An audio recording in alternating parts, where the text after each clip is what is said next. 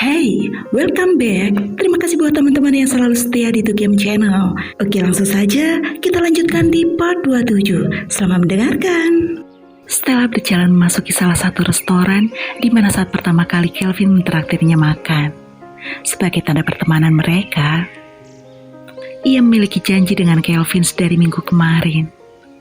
Satu hal yang membuatnya senang untuk bertemu Kelvin adalah karena Kelvin berniat memperkenalkannya pada ayah pria itu. Stella tahu bagaimana ayah Kelvin. Kemarin, saat ia mendapatkan tugas untuk mengantarkan berkas pada Kelvin untuk ditandatangani, Stella malah bertemu dengan ayah kandung Kelvin. Ayah Kelvin adalah sosok ayah yang diharapkan banyak anak. Bahkan Stella berharap ia memiliki ayah seperti dia. Berhati hangat, terlihat seperti pria yang menyayangi keluarganya dan murah senyum. Stella berharap memiliki ayah seperti Williams Grayson. Stella berjalan ke arah meja di mana Kelvin dan ayahnya terlihat sudah menunggu. Ia tersenyum senang saat Williams melihatnya dengan binar. Bahagia? Maaf menunggu lama, ucap Stella saat sudah sampai di depan meja Kelvin dan Williams. Tidak Stella, duduklah, ujar Williams mempersilahkan Stella agar ia duduk depannya. Stella dengan segera duduk di tempatnya saat Williams mempersilahkannya. Saat Stella sudah duduk di tempatnya, para pelayan datang dengan berbagai makanan. Rupanya Kelvin dan Williams sudah memesan. Kelvin, dia hanya diam di tempat seraya memandangi Stella dari awal dengan pandangan yang tidak dapat dimengerti. Setiap gerak-gerik Stella tidak luput dari perhatiannya. Makan siang itu mereka lewati dengan bersenda gurau. Stella benar-benar merasa nyaman berada di sekitar Williams. Seperti apa sosok ayah yang kau inginkan?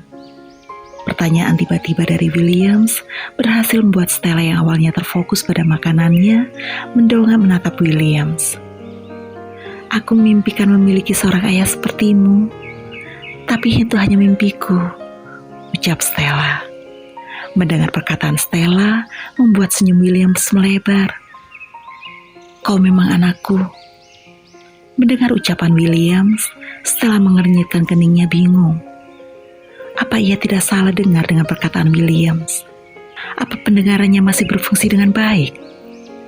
Tapi ia segera mengenyahkan pikirannya dan hanya menanggapi ucapan Williams dengan senyuman. Kau memang anaknya. Kau adik tiriku, Stella Kellen, ujar Kelvin saat melihat reaksi Stella yang tidak menanggapi ucapan Williams dengan serius. Perkataan Kelvin bagaikan petir di tengah badai bagi Stella. Pasalnya, apakah semua ini benar? Apakah ini hanya gurauan? Jangan bercanda, tolak Stella. Itu semua benar. Kau memang anakku. Kau anakku bersama Sarah Kellen Anderson. Wanita yang kucintai ternyata mengandung seorang putri cantik saat aku memilih pergi darinya. Awalnya aku tidak pernah tahu bahwa saat aku meninggalkannya, ternyata dia tengah mengandungmu. Semua adalah kesalahanku. Kesalahanku karena dalam waktu yang sama aku telah menghamili wanita lain. Aku tidak sadar saat aku tidur bersama ibu Kelvin. Maafkan aku. Semua ini adalah kesalahanku, ucap William sepenuh penyesalan. Dari mana kau bisa yakin bahwa aku adalah anakmu? Tanya Stella. Kami sudah menyelidiki semuanya, Stella. Bahkan kami sudah melakukan tes DNA dari rambutmu.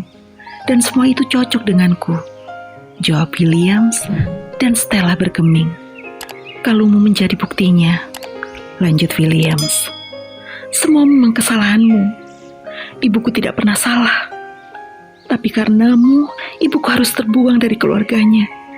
Jika ada yang pantas disalahkan, maka dirimu lah yang seharusnya dibuang, bukan ibuku, ujar Stella dengan nada dingin yang tidak pernah didengar oleh Kelvin.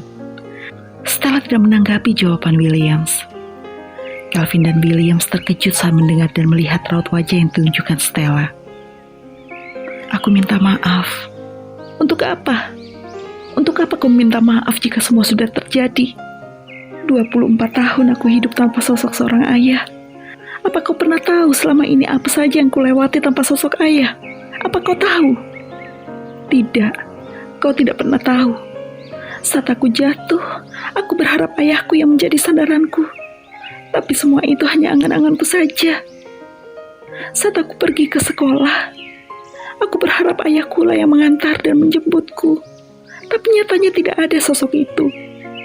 Aku menunggunya, tapi ia tetap tidak datang. Dan mungkin tidak pernah datang. Hingga akhirnya aku menyerah mengharapkan sosok seorang ayah. Bagiku, hanya ibu keluarga yang kumiliki. Tidak ada ayah, ataupun siapa saja tidak ada. Ujar Stella panjang lebar dengan wajah datarnya. Williams yang mendengar ucapan Stella, seakan ada yang meremas jantungnya. Sakit saat mendengar putrinya sendiri mengatakan seberapa sulit hidupnya tanpa sosoknya. Sosok seorang ayah. Bahkan karenamu, aku sempat tidak percaya akan kata cinta. Dulu aku mengira cinta hanya omong kosong. Karena cinta, ibuku sengsara. Karena cinta, ibuku harus terbuang dari keluarganya. Ibuku memang bodoh masih mempertahankanku hanya untuk cintanya. Dia bahkan rela terbuang karena aku, benih dari orang yang dia cintai. Jika ibuku tidak ada, maka aku akan tetap mempercayai kata cinta hanya omong kosong. Lanjut Stella dan mampu membuat setetes air mata Williams jatuh. Kelvin yang mendengar perkataan Stella juga merasa tersakiti. Seberat itukah kehidupan Stella? Saat itu aku mabuk dan tidak menyadari bahwa aku telah tidur dengan wanita lain. Sampai keluarga besarku mengetahui bahwa aku telah menghamili wanita lain. Saat itu juga aku meninggalkan Sarah. Sebelum pergi, ia memintaku untuk kita melewati malam indah sebagai kata perpisahan. Sampai 1 bulan kemudian, ia menghilang. Aku berusaha mencarinya, tapi tidak ada. Jelas Williams. Stella tetap menunjukkan wajah datarnya saat mendengar penjelasan Williams.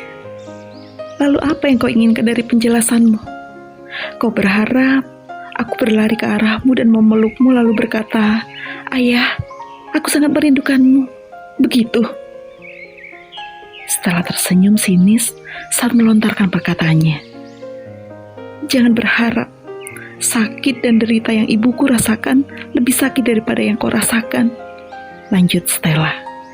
Dan semua bergeming. Terima kasih atas makan siang Anda. Saya permisi. Ucap Stella seraya berdiri dari tempatnya. Sebelum Stella sempat beranjak pergi, lengannya dicengkeram oleh Kelvin. Bisa kau lepaskan aku, Tuan? Jika aku tidak segera kembali, maka atasanku akan memarahiku. Dan jika atasanku mengadu pada CEO, maka aku bisa dipecat. Ujar Stella masih dengan nada dingin. Kelvin terhenyak mendengar nada bicara Stella. Bahkan adiknya ini sudah memanggilnya dengan sebutan Tuan. Kau tidak akan dipecat, ucap Kelvin. Anda tidak punya hak untuk memerintahku. Tidak ada seorang suami yang akan memecat istrinya sendiri. Stella merasa bingung. Bagaimana Kelvin bisa tahu akan pernikahannya? Padahal ia dan Alex sedang melihat Kelvin di hari pernikahannya. Karena CEO-mu adalah... Cukup. Kukatakan kalian tidak pantas mencampuri urusanku. Ujar Stella mulai berteriak marah. Ia segera menghempaskan pegangan Kelvin dan berjalan keluar dari restoran. Adakah yang bisa menjelaskan padanya kenapa hidupnya menjadi seperti ini? Pertama, ia harus dikejutkan oleh kenyataan bahwa William Grayson adalah ayahnya dan Kelvin adalah kakak tirinya. Kedua, kini keluarganya mengetahui pernikahannya. Stella marah akan dirinya sendiri. Tidak disangka, ada seberkas rasa bahagia dalam dirinya saat mengetahui siapa ayah kandungnya.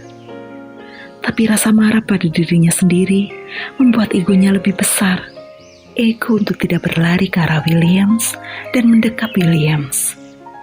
Ia merasa marah saat melihat Williams. Tidak sadarkah bahwa hidup tanpa seorang ayah adalah sebuah jalan kehidupan yang sangat penuh dengan rintangan. Pertama, ia harus dicemooh oleh orang sekitar. Kedua, ia tidak memiliki banyak teman karena statusnya.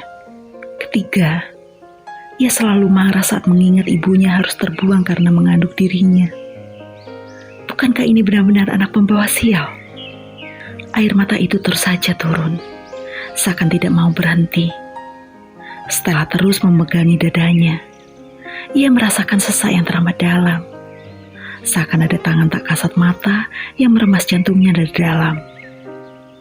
Bahkan supir pribadi Alex yang melihat itu merasa khawatir. Hingga Stella sudah mulai tenang, wanita itu turun dari mobil. Dia bisa saja pulang kembali ke apartemen. Hanya saja, berada di apartemen dalam keadaan seperti ini seorang diri bukanlah pilihan yang tepat. Saat Stella baru saja keluar dari lift, salah satu rekan kerjanya memberinya sebuah berkas yang harus segera diantarkan pada CEO. Setelah menerimanya dalam diam, dan saat lagi-lagi ia harus melewati meja asisten Alex, wanita itu mengernyit menatapi Stella. Saat pandangan sang asisten jatuh pada beberapa berkas yang ada di dekapan Stella, saat itulah dia membiarkan Stella masuk begitu saja. Stella menunduk tidak ingin menatap Alex.